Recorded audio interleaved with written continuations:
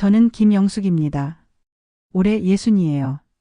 평생 남편과 딸만 보고 살아왔습니다. 그런데 제 인생이 송두리째 흔들릴 줄은 몰랐죠. 시작은 정말 사소했어요. 어느 날부터 남편이 달라졌습니다. 박준호 제 남편은 62이에요. 퇴직하고 나서는 봉사활동에 열심이었죠.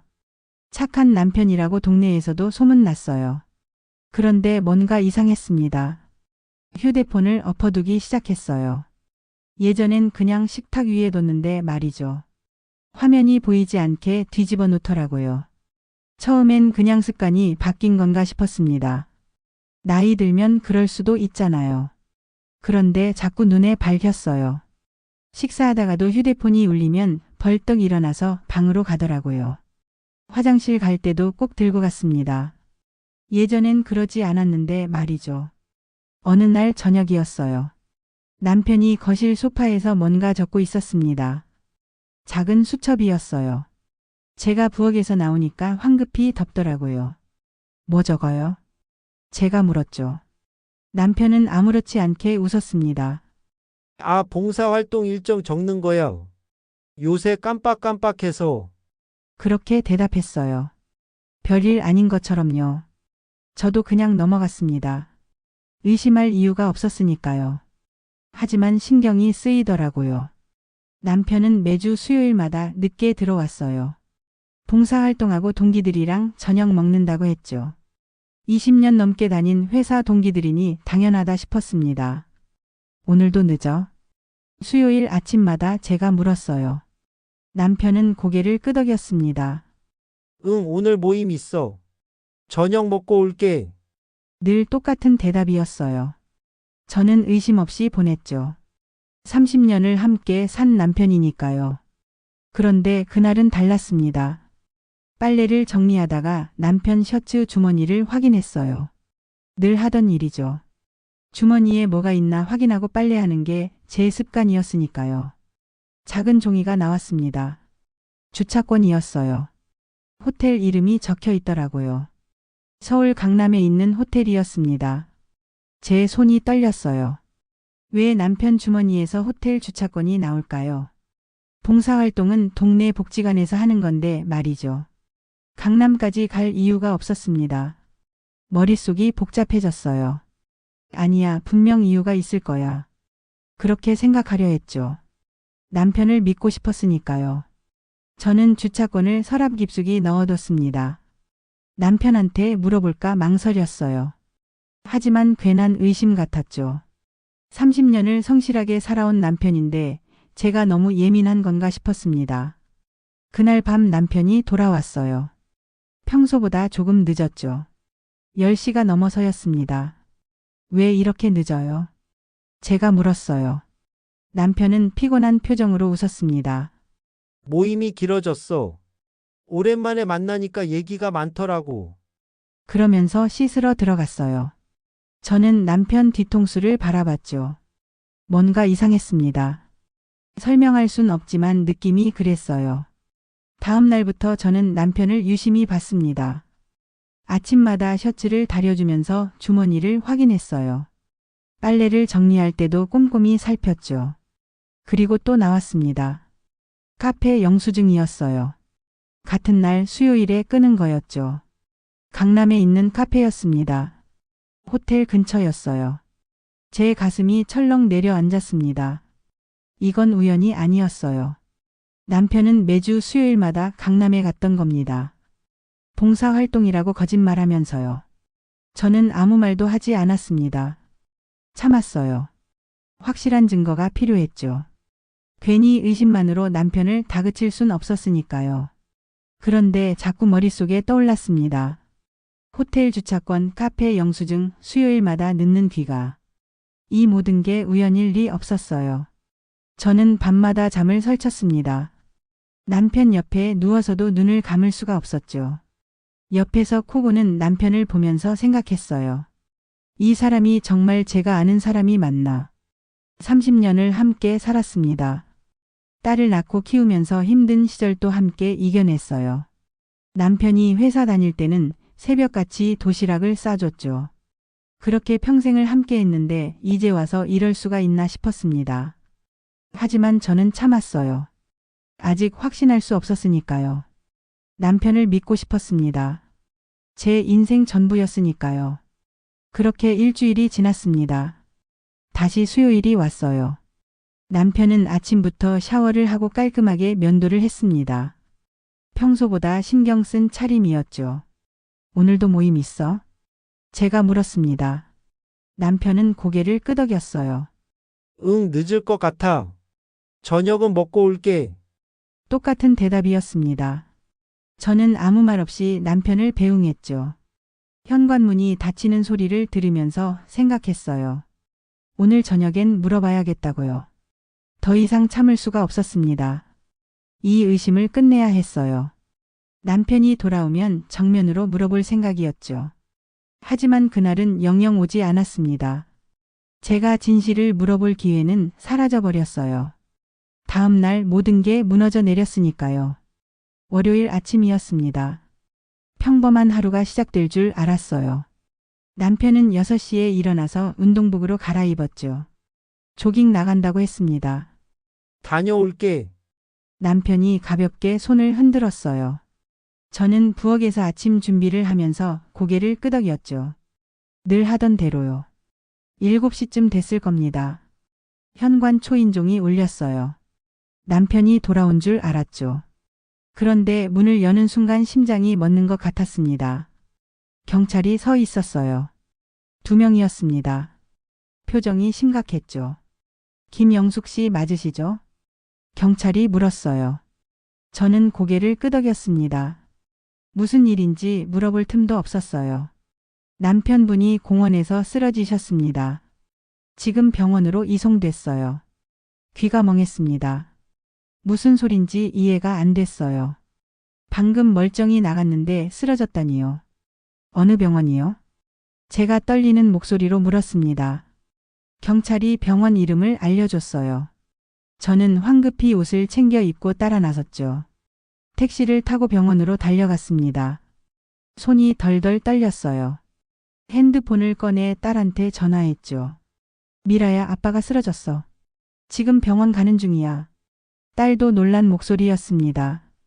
당장 가겠다고 했어요. 저는 전화를 끊고 창밖을 멍하니 바라봤죠. 머릿속이 하얘졌습니다. 병원에 도착했어요. 응급실로 뛰어갔죠. 간호사가 저를 보더니 안으로 안내했습니다. 보호자시죠? 간호사가 물었어요. 저는 숨을 헐떡이며 고개를 끄덕였습니다. 그리고 남편을 봤어요. 침대에 누워 있었습니다. 하얗게 질린 얼굴이었어요. 의사들이 둘러싸고 뭔가 하고 있었죠. 기계 소리가 계속 울렸습니다. 저는 그 자리에 얼어붙었어요. 다리에 힘이 풀렸죠.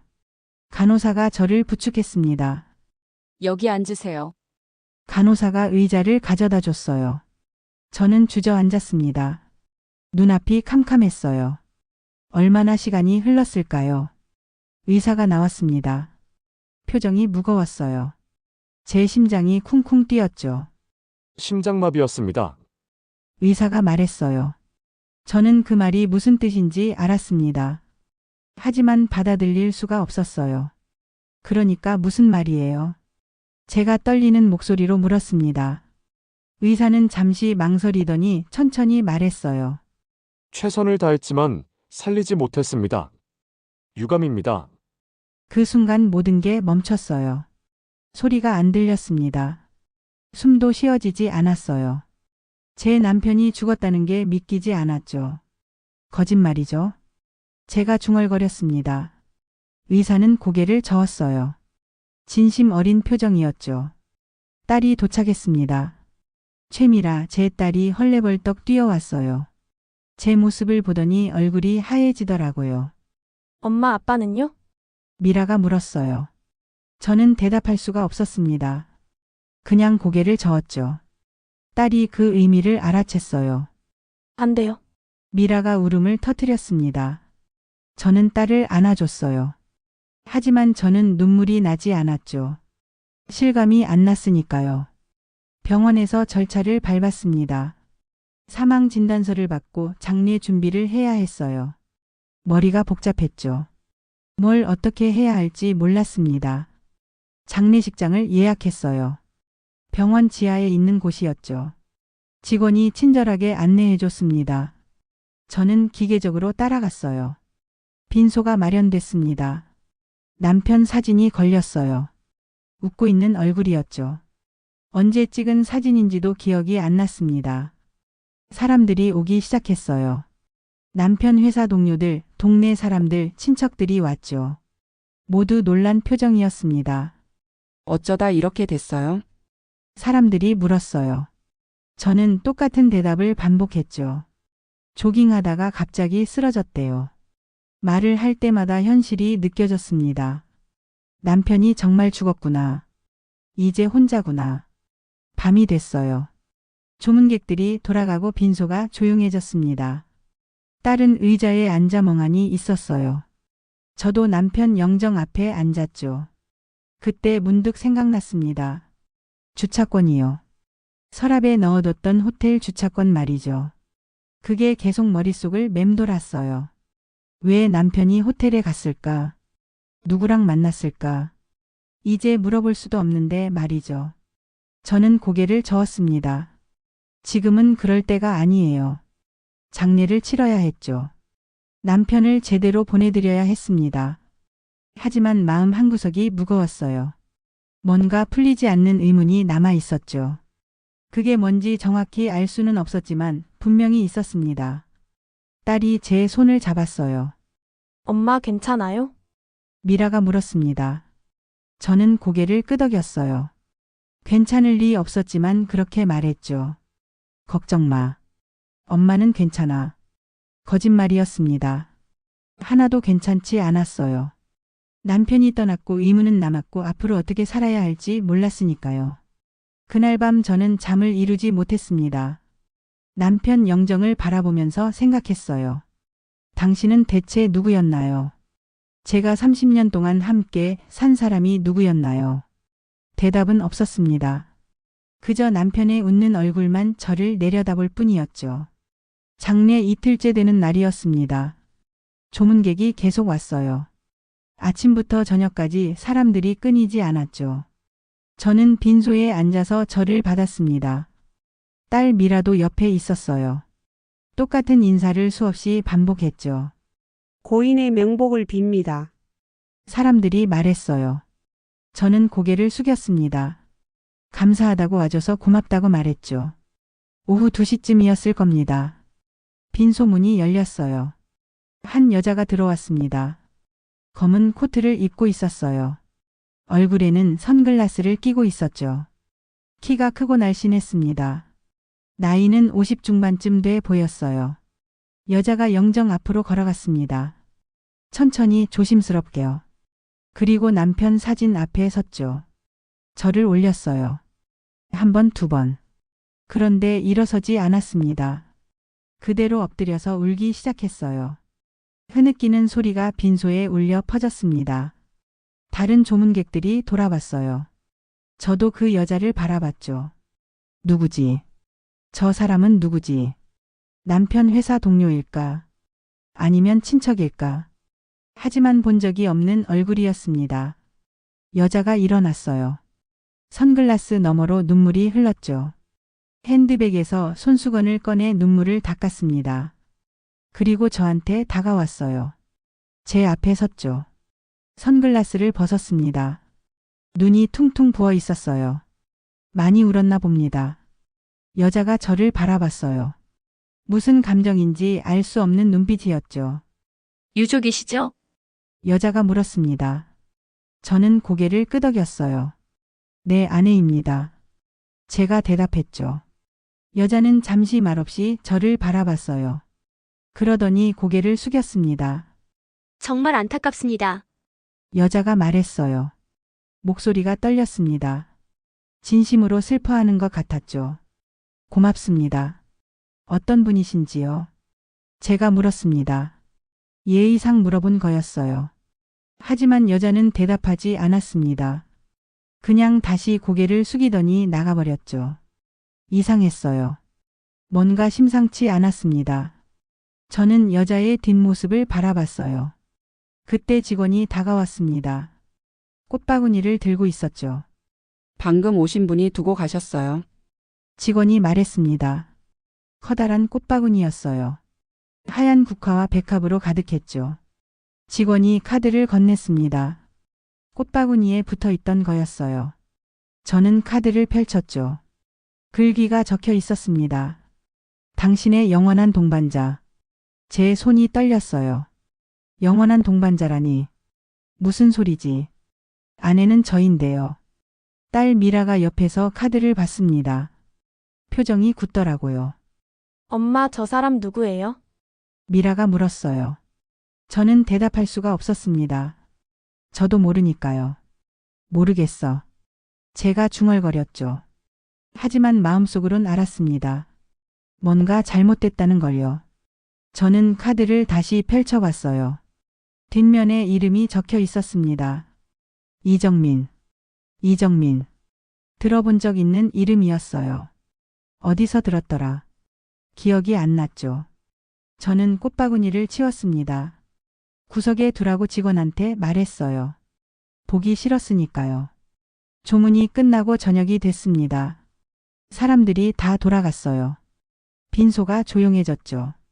저는 밖으로 나왔습니다. 담배를 피우지 않지만 바람 좀 쐬고 싶었어요. 복도를 걷다가 누군가를 봤죠. 아까 그 여자였습니다. 이정민이요. 창가에 서서 밖을 바라보고 있었어요. 저는 다가갔습니다. 여자가 저를 돌아봤어요. 놀란 표정이었죠. 아까 오신 분이시죠? 제가 물었습니다. 여자는 고개를 끄덕였어요. 네, 이정민입니다. 여자가 자기소개를 했습니다. 그리고 덧붙였어요. 고인의 회사 후배였어요. 회사 후배. 그렇다면 남편이 일할 때 알던 사람이겠죠. 하지만 뭔가 이상했습니다. 남편이 돌아가신 걸 어떻게 아셨어요? 제가 물었어요. 여자는 잠시 망설이더니 대답했습니다. 부고를 봤어요. 신문에 났더라고요. 그럴 수 있죠. 지역신문에서 봉사자의 부고 소식을 올리거든요. 하지만 석연치 않았어요. 꽃바구니 감사합니다. 그런데 카드에 적힌 문구가. 제가 말을 꺼냈습니다. 여자의 표정이 굳어졌어요. 죄송해요. 제가 너무 감상적이었나 봅니다. 여자가 변명했습니다. 하지만 눈빛은 진지했어요. 슬픔이 가득했죠. 저는 직감했습니다. 이 사람은 그냥 후배가 아니라고요. 뭔가 더 있다고요. 혹시 남편이랑 자주 만나셨나요? 제가 조심스럽게 물었습니다. 여자는 고개를 저었어요. 아니요. 가끔 연락하는 정도였어요. 거짓말 같았습니다.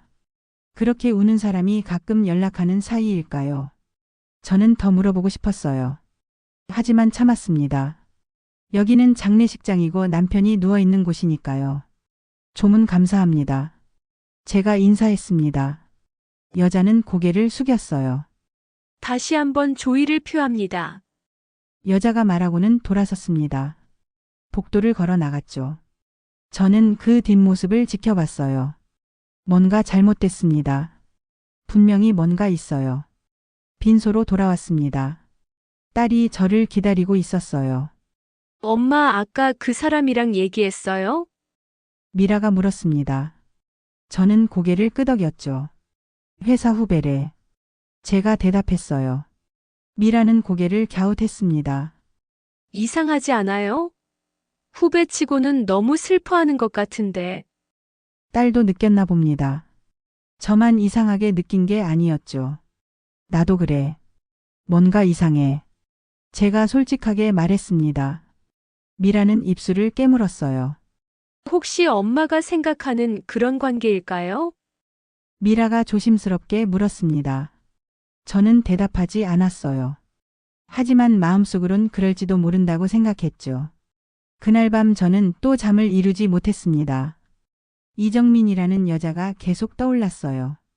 영원한 동반자라는 글귀도요. 남편, 당신은 대체 누구였나요? 제가 몰랐던 당신이 있었나요? 이제 물어볼 수도 없는데 대답은 어디서 찾아야 하나요? 빈소는 조용했습니다.